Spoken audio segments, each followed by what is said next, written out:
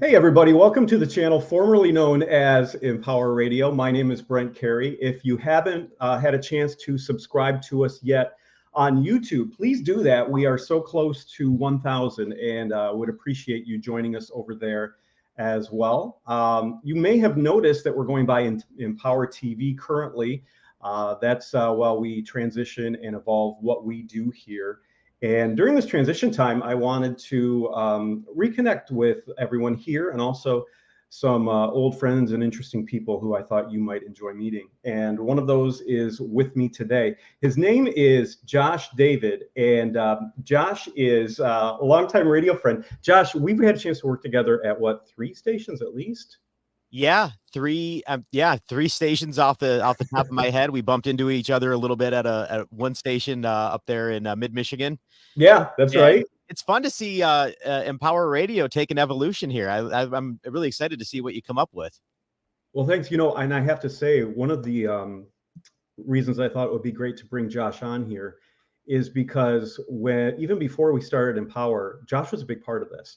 And when we worked together out west, he was helping me just get the basics set up with logos, websites, ideas. We were working on this back in Idaho of all places, and then moved back to Michigan. And we both were there when this launched, and Josh was a huge part of it behind the scenes. So thank you for all that you did then, Josh, and you've been a great supporter over the years. And now, you know, as we do a transition here, I thought this would be a great opportunity to bring you on because you've done a little transition yourself. And I want to mention, you know, Josh has been a program director, morning show host, done just about everything inside of a radio station. And he has his own online radio company currently running. Is it three right now? It's 3 right now, 2 a little more seriously than the third, but you see Towpath Radio right there. That's the baby. That's the flagship of the company. Just a hyper local oldies station, because you really don't hear a whole lot of oldies music being programmed as a professional station. And then our country station, which is based on classic country and outlaw, which has become really kind of a big deal here in the area that I live. I'm in Northwest Ohio, so that one's been I don't want to say it's my favorite, but it's my favorite of the 2. You're having fun with it, yeah, no doubt. Yeah. And then you recently launched this one too. Yeah, that one I don't want to say that I should say that's actually my favorite, because this one, Life Pump, is more of a personal one. I like to walk and I try to run every so often, but every time I'm listening to the radio, I'm listening to just a lot of commercials, and I want a playlist that's already generated for me because I don't have the time to make my own. So Life Pump is an 90s and 2K based station. It's all upbeat, and the whole idea is to listen to it while you're either working or working out. Puts you in a good mood, will keep you going. There's not one song that'll drag you down. So Perfect. Yeah, that's one of my favorites. And yeah, the 90s and 2K, I mean, it's kind of it hits close, because they consider those actually as oldie songs now, and it's kind of like, oh gosh. Right.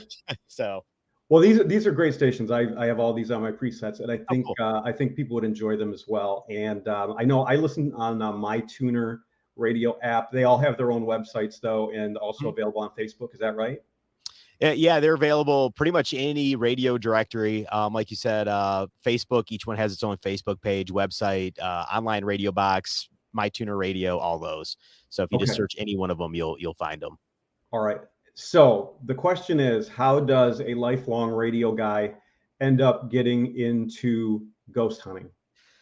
It goes back quite a ways, and it actually goes back to our time together in Toledo, when I was doing nights at a station that we both worked at. And I guess you could say it goes back a little bit further than that, because when I was a kid, you can see I don't know what side I'm on here, the poster behind me, that's an X-Files poster.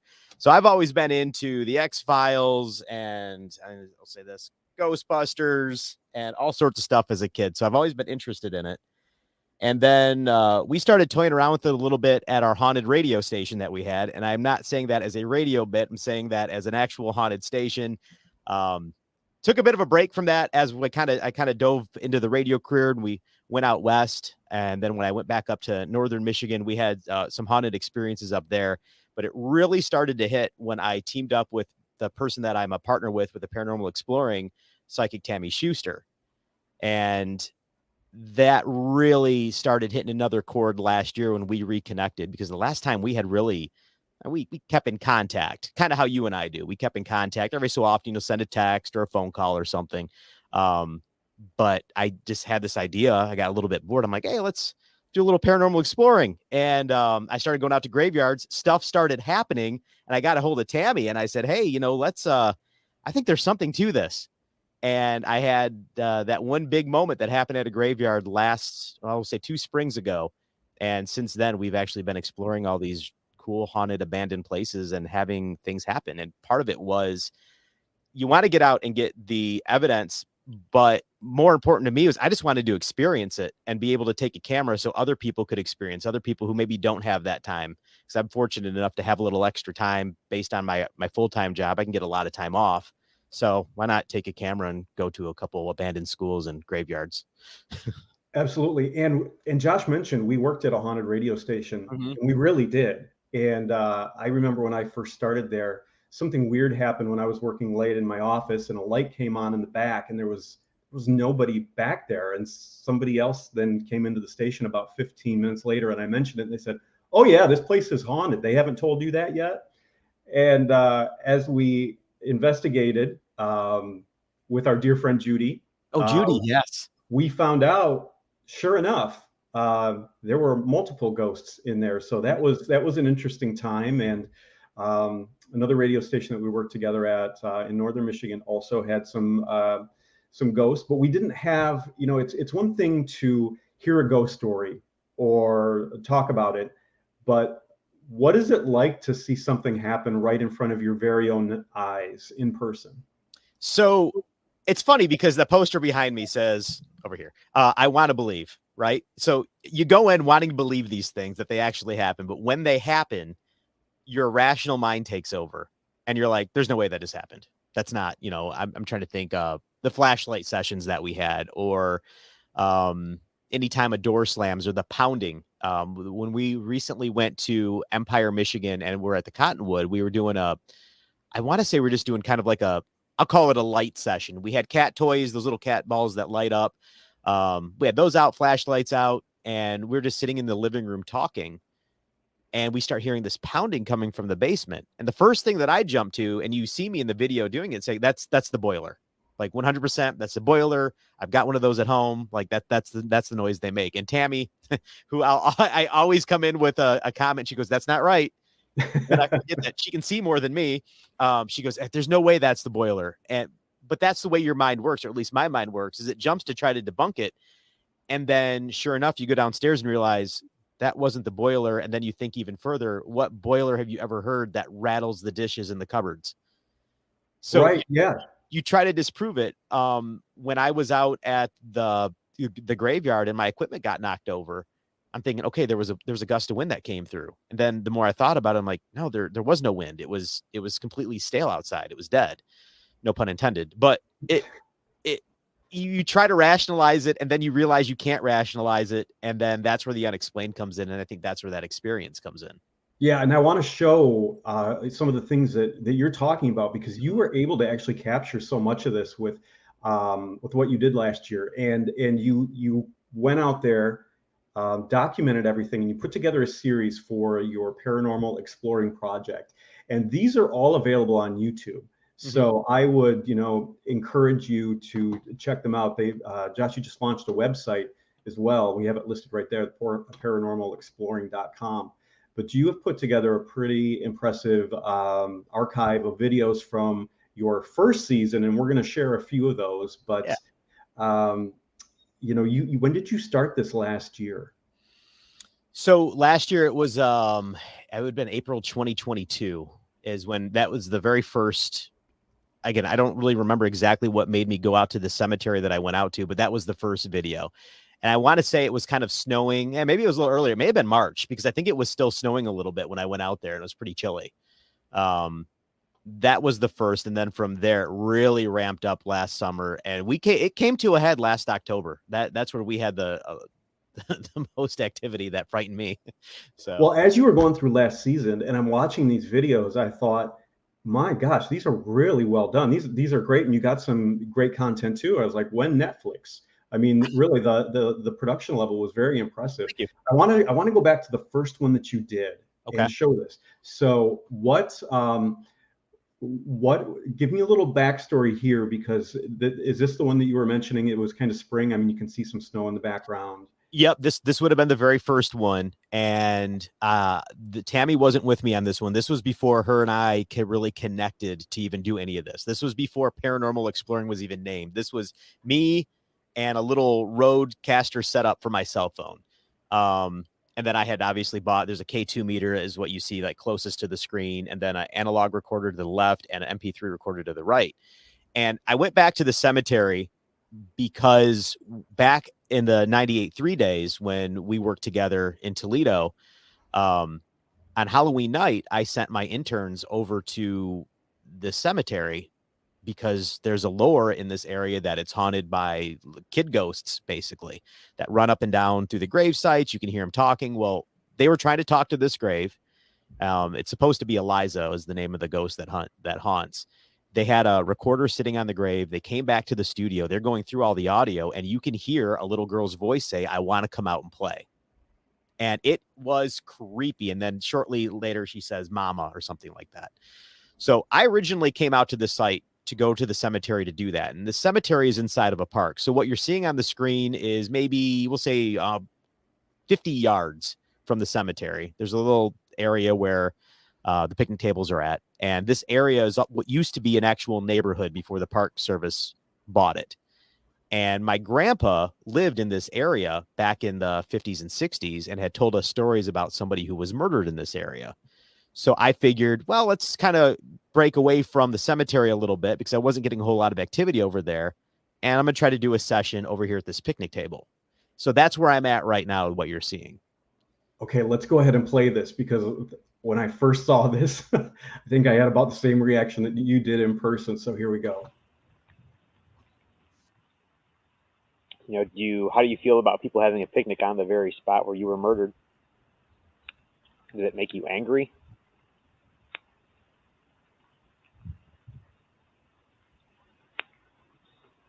I don't know, man. If I got murdered out here, I'd be pretty pissed off myself.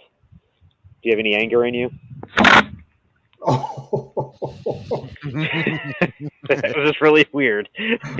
Wow. Although there's really not much of a wind or breeze at all right now. That was really fucking weird what just happened. And you didn't bump the table or anything. I didn't see anything else move. No, there was not. Did you just knock over my MP3 recorder? And there I am trying to get more because I'm like, what communicate. Just talking to any one of those boxes, either that MP3, either the small one, the big one, or you can touch the light. Let me know you're here. Is it just too cold to come out?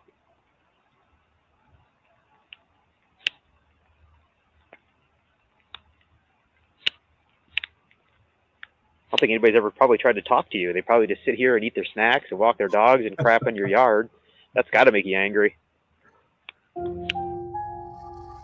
That is amazing. So what was interesting about that is, you know, it wasn't just that it fell. It fell when I gave it some sort of trigger. Exactly. I'd be pretty ticked off about this too if I were you. And then it fell over and you're like, what's going on? But and keep in mind, there was no reason for me to push that over, bump the table, blow on it, or anything like that. There's literally nothing in it for me to do that. At this point, I didn't even really have the YouTube channel going yet. I've got other things going on in life at this point. So that's where I guess some of the, I don't know how it's genuine, how it's real. It's real because there's nothing in it for me to do any of the fake stuff that you might see on Travel Channel or with Ghost Adventures. I'm not saying they're fake, but I'm just saying there's more into it for them to maybe make things up than it is for just some guy that's gone to the park with his camera. Well, that's something that I thought of immediately when, you know, you were releasing these videos, because you see those paranormal exploring videos on TV and they're highly edited, and you don't necessarily know how real some of the things are. I mean, they need ratings, right? And you're just putting out what you find on YouTube, and it's happening right there, and nothing's been doctored, and it's got to be just, you know, amazing to see this right in front of your very eyes. I have another one that I want to share, and this is from this is another one where you were able to get like real proof and spirit, that ghost interacting with you. This is you had a couple of different flashlight situations, but this is one where Tammy's with you on this one, and you got some pretty good reaction. You want to set this up? This one, all right. So Tammy, last year she came into town in July, and this year she's coming back into town in July. And there's these areas, I call it paranormal tourism. You've got these old abandoned buildings, and there's a company around here that works with the owners of these buildings, and they let you go in and tour them for a fee. They let you have the entire building. They just sit outside and stay away from you while you're doing your investigations. Well, we're at an abandoned schoolhouse in rural Ohio, nothing but cornfields around us. And as our tour guide, Austin, walked us through this school, he said a real hot spot is the stairwell. And that stairwell is where another YouTuber, actually, at the very top of those stairs, there's a door. A YouTuber caught that door flying open and slamming into the wall. Well, in our initial tour, my camera went dead, which I lost a lot of footage there. Thankfully, we had some backup cameras going. And I want to say another piece of equipment went dead. I can't remember what it was at this point. And then when we went back through and did this flashlight session, we had more issues with the batteries in this hotspot of this school. Now, what's interesting, the idea behind the flashlight session is these are those little mag lights where you twist the ends. And the idea is a spirit or energy is able to manipulate them just enough to turn them on and off. So when you have the flashlight, you turn it off just barely. Because if you're thinking about spirits, they're not going to have a ton of energy to really move something, or at least most for them. I've never seen anybody, take a brick and throw it. I'm sure that there's reports of that. But with that in mind, I'm trying to make it easier for the spirits to manipulate, or whatever it is, the energy to manipulate that light. So that's why you have these different devices, and we'll go into the different tools that you use. But let's play this because this was really cool. Yeah. You know, I share my birthday with your brother. Oh. I'm much older, but we have the same birthday. When was your birthday? Thank you for shutting that off. Your birthday wasn't just recently? Is your birthday in January? Turn the light on if it is. March? Whoa. Oh, birthday's in March. It's the birthday already. Do you know my mom's birthday is in March? March 28th is my mom's birthday. And March 10th is my son's birthday. Is it March 1st? Shut the light off when we get to the right number. How about March 30th? 27? 23? 10? 10th? Oh, that's the same birthday as my son, March 10th. March 10th? Thank you for that. Did you die here? Yes, turn the light on, no, leave it off. Thank you. Thank you for that. Will you shut the light back off, please? Please, so we can ask some more questions? Can you please shut the light off? Oh, did you hear that? Yeah, what was that? That was a footstep. This is crazy. That was a footstep. Okay. So you were born March 10th and you died here.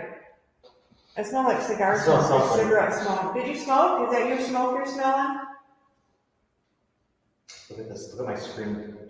You can't figure out what to focus on. It's like jumping everywhere. Yeah, there's something moving on. Thank you. Oh. So you had multiple signs there, Josh. Yeah. Yeah.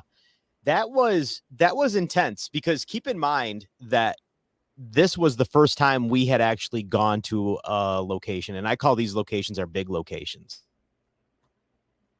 We went to a couple of small, the graveyard and things like that, and things did happen, but this was the first big all-night investigation we did. And it's the first time I've ever done anything like this, right? Like anything this big. Same for Jason, who helped us out. We like to fill our third seat with friends. And then Tammy hadn't done this in a really long time. And none of us had done this flashlight session. So imagine our disbelief when this flashlight now is going on and off, essentially communicating with us. And then we're smelling cigar smoke. We're hearing footsteps. You heard footsteps all over that place. And then at one point, I'm feeling this on the top of my head where I'm sitting at. Just somebody just kind of barely caressing the top of my head. and it felt like spider webs. But when you look up, we're in a stairwell. So those ceilings are it's all the way up there. It's probably like 10, 15 feet up. So there were a lot of signs there. That place was a dark place, was very creepy. We all agreed that we were never going to go back there again. And what's even crazier is we got an email from Austin who said, this Westwood school is no longer available because the owner is turning it back into apartments. Like, no way. Oh, interesting. So. Well, and I was going to ask you too, if you had anything come up in any of your investigations where you thought, I think we're done, or this might be a little too much for what we're doing right now. So that would go to, Westwood, I was on adrenaline. I wanted to keep going. I was ready to break from everybody and just really go all in. Like if you would have given me, not that I mess with these, but if you would have given me a Ouija board, my adrenaline was that crazy to where I was ready. All right, let's do it. Let's go. No to the Ouija boards. Everybody else is looking at me like, he's going nuts. But when we were doing the Cottonwood back in October, that was one where I almost left. And beautiful bed and breakfast. Absolutely love it. But the amount of activity that we had to get to the point that night because it was me, Tammy, and her friend Dawn. Dawn had that third seat. And we were staying there all night. We had the entire bed and breakfast to ourselves. And we started getting activity to the point that I was legitimately scared. I'm like, there's no way I'm going to sleep here. So Tammy thankfully brought some margarita mix. And I'm going to keep in mind, we are not under the influence when we do any of these. At this point, we were done for the night. And you can see in the video, I'm talking about, I'm happy with the 20-minute video. Like we didn't get a whole lot. We had a little bit of pounding. And then again, this is a flashlight session and we're hearing the pounding and everything. And once that happens, I'm like, I'm either going to need some medication to go to sleep or I'm going to need some alcohol. And we went for the alcohol. And I guess the other part of setting this up would be that the previous owners of this house, when it was a farmhouse in Empire, Michigan, they were owners of a bar. So I kind of thought at first, maybe we're making, I called her mom feel uncomfortable because we're sitting in her kitchen having margaritas. And then I was reminded, well, they're bartenders, so they wouldn't be offended by that. And they were happy to have you there, apparently. And then you got some real confirmation. Mm-hmm. This was incredible. I didn't realize when we did the Estes method at... Okay, that was funky. Yeah. Back in that back door. That wasn't as big of a thump as... I'm frozen right now. And you were just hot. You took your coat off. My arm is frozen. So we're at 69.6. It's been 69.6 for a while. Yeah. But it's been flipping back and forth between 4 and 6. I'm freezing. But... And the lights out. You get cold every time. Oh my God! And now everybody's watching. Oh, it's turning again. It's turning. Can you keep it on for a while? Did you guys see that over there? Yeah. Are you turning that on for someone else? Every time. See, the coldness is and sometimes the thermal gauge doesn't read the coldness. No. Sometimes it's our own body that feels it. We're really having fun. We're so happy you're here. Bright dim. That's incredible. It's part of the conversation. Yeah. Do you want another? I got a re-platform. Are you guys having one? I still have some. I'm pretty buzzed. They said you're having another one. The light just came on. Josh is having another one. Nah, I don't know, man. Is Josh having another one? Leave the light on, make it brighter. Oh my God.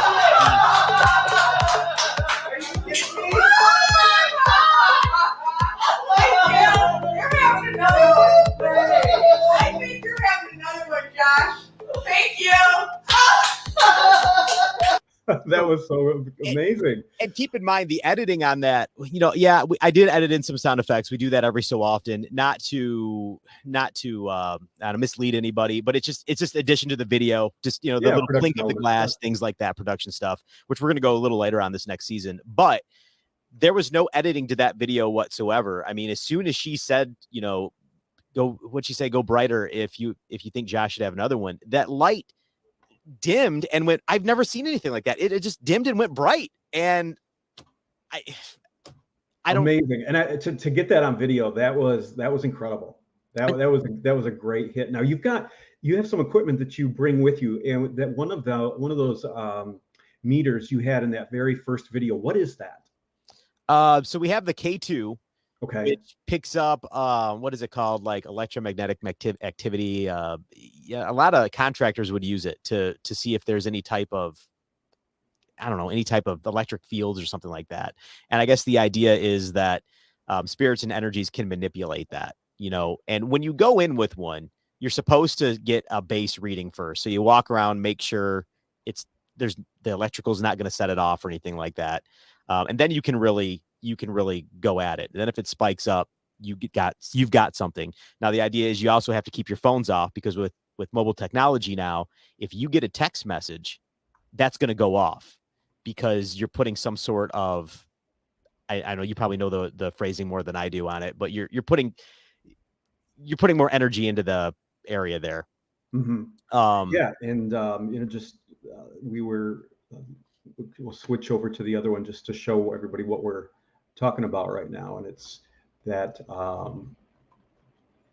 that little meter right there that Yes. you're talking about. And so there are some of your videos where that is just off the charts. Mm-hmm. What else are you using? You've got your audio recorder there, and you've been able to get some EVPs.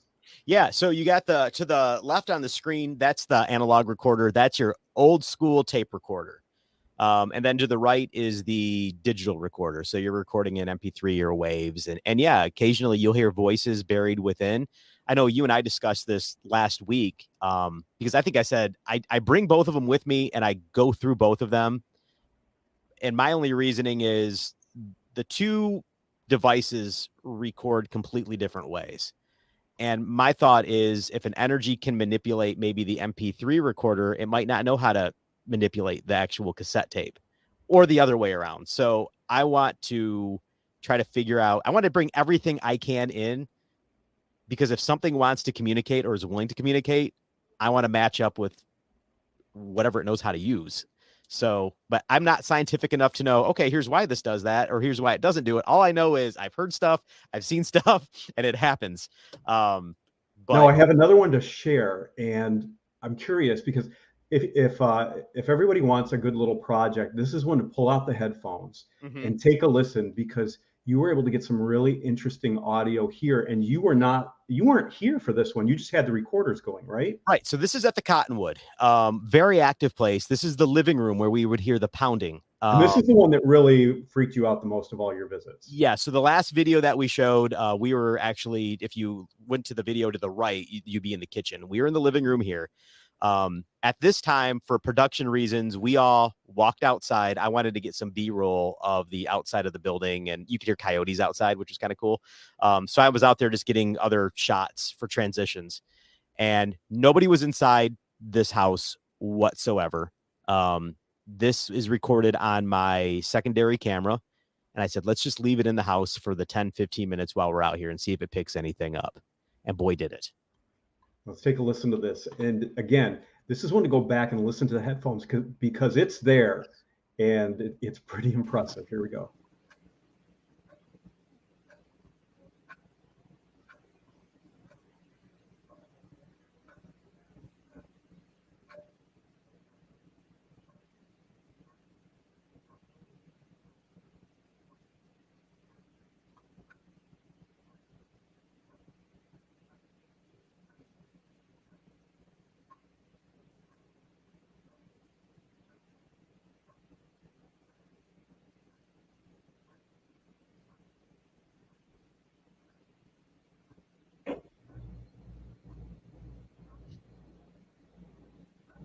Yeah.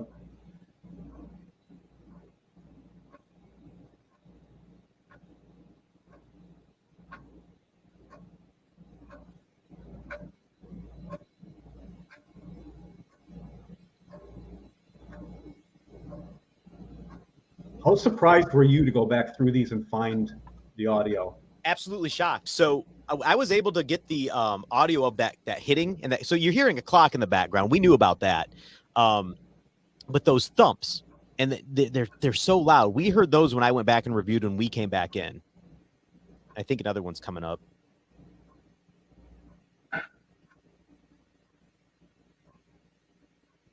Absolutely insane. The voices, which was interesting, and keep in mind, I edit these and go through all this. It takes me hours upon hours upon hours between just doing the radio thing, doing my full-time job, and then going back and editing these to find all the content. Because if I just threw it all up on the screen, you'd be watching 8 hours worth of content. So we try to get, for that, it was 48 hours worth of content into an hour or less. But I didn't even catch those voices until I was actually watching the video one night on my TV in my living room, and I've got a surround sound system, and I'm sitting there with my fiance and we're listening, like, oh my gosh, did you hear that? And that's where you could hear those voices kind of talking. And we were watching that again last night.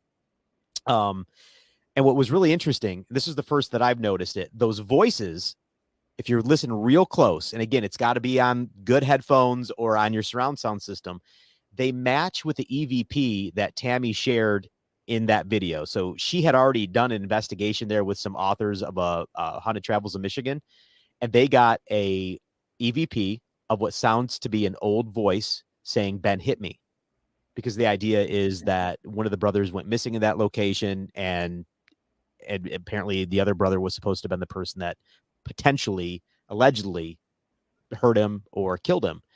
So that voice that said, "Ben hit me," it sounds like an older man. And when you really listen to that audio that you just played, you can hear that same voice. And like I said, for an example, that audio is in the full video where Tammy plays that. And when she does play that, by the way, we're all sitting in the kitchen, it starts playing over and over on its own. Oh, it goes, that place, love the place. Whew, it's no wonder you might not be ready to go back anytime soon. Right. Did anything happen that you were not able to get on video or audio? Oh boy. Oh man, there's so much that we did get. I can't really remember. I know at one point my camera, I had it sitting on a tripod. I was screwing with it forever to get the right shot of that living room. And I walked out because we had some activity with our little cat toys, those little light up balls, on the bed of the mother's bedroom.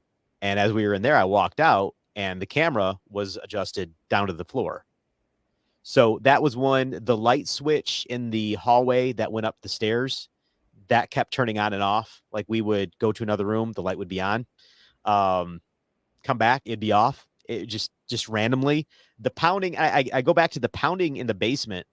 When you watch the video, we do explain what it sounds like, because the video doesn't do justice for what we heard and what we felt. I mean, you could feel the floor literally shaking. And we do eventually find out that it was a door downstairs, but we debunked the fact that anybody was actually down there and that it was anything anybody was actually doing. There was some sort of energy down there messing with us. And a lot of that, though, it does come up on the video. I think the severity of it or how crazy it was, it just did not, to me, it didn't translate very well, because again, I don't get frightened. I mean, I really, I work a job where I'm constantly facing stuff that's frightening. In fact, the place I work, I'm pretty sure is haunted too, but it takes a lot to really startle me. And that legitimately had me scared, to the point where I almost just left. Well, I would invite everybody to go check out the YouTube channel.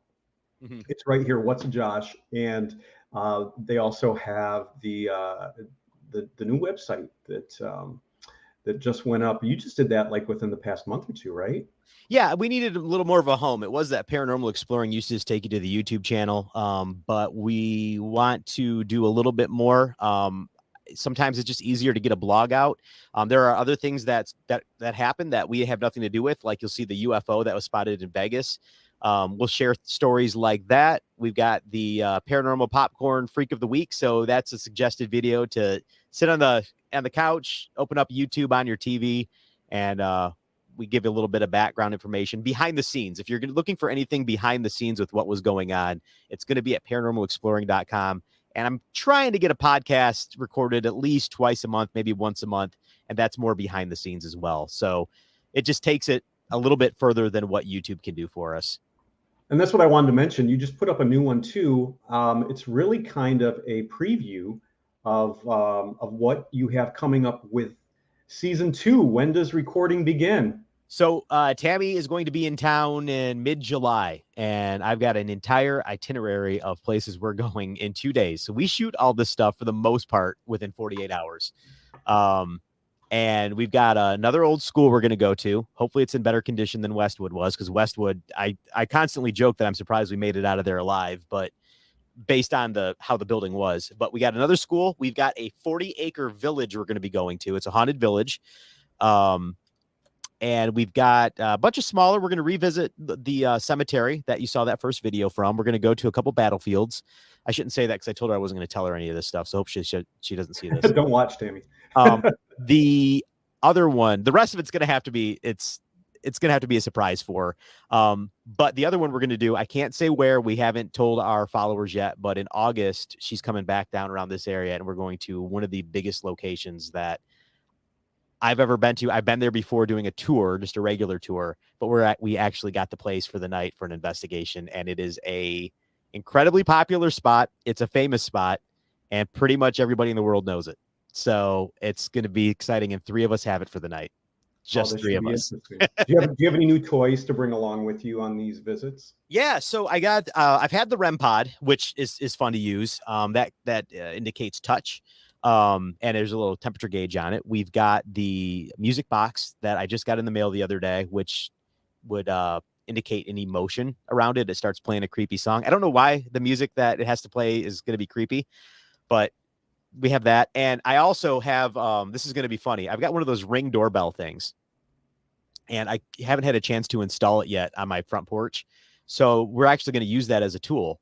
And we're going to set that up where we're not going to be in some of these locations, get the sensitivity set up on it so it can detect any type of movement while we're away from that spot. So kind of I guess a poor man's idea of some camera setups, but that's a great idea. I've got it hooked up on my studio, and I tell you, every time I'm not around and I see motion, it alerts me to motion coming from the studio hallway. I'm like, and usually it's a bug or something, but you just never know what you're going to see when you pull it up on your phone. So we're going to put that to work and see how it does for us. Yeah, that's a great idea. And I appreciate you taking time to go through all these, because you had so much great content last season. And, as we were talking about some of the things that you were working on for the new season, I thought, you know what, let's go ahead and talk about this, because one of the most popular shows that we had on the podcast network that we had, and it was a show that was on for 10 years. Shout out to Wendy Garrett, was Conscious Living, and paranormal metaphysics was, the centerpiece, really of a lot of her content. She would go into a lot of different areas, including the poster behind you, and consciousness. She covered a lot of topics, but there was a lot of really interesting paranormal information and content, and it was big for us. So I thought that our folks might be interested in what you're doing here, and then follow along as you get going on the new season. So that's the website to follow you, paranormalexploring.com. And what about the YouTube channel, Josh? Yeah, it's youtube.com/what's-a-Josh. If you just search What's a Josh, or really if you search Paranormal Exploring, we should come up, but it is underneath my actual, my branded What's a Josh YouTube channel. And you can link up to that at paranormalexploring.com. Perfect. And be sure to, follow that channel. So, subscribe the videos, and, here at Empower, as we're looking to hit that 1,000 mark on YouTube, appreciate a subscribe there as well. And Josh, thanks for taking time to join us. We'll talk again here real soon, because I'm excited to see what you do this summer. Absolutely. Thanks, Brent. All right. Thank you.